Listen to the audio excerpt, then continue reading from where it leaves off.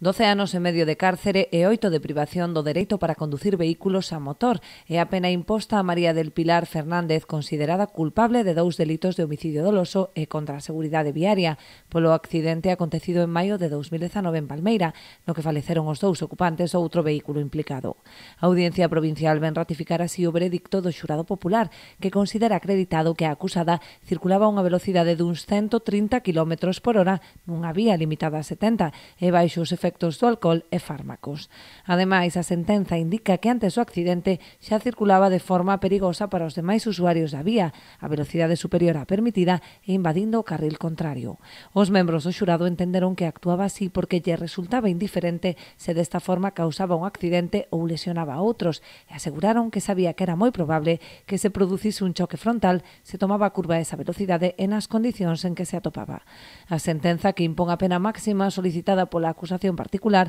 non é firme. A acusada dispón dun prazo de 10 días hábiles para presentar recurso ante o Tribunal Superior de Xustiza de Galicia.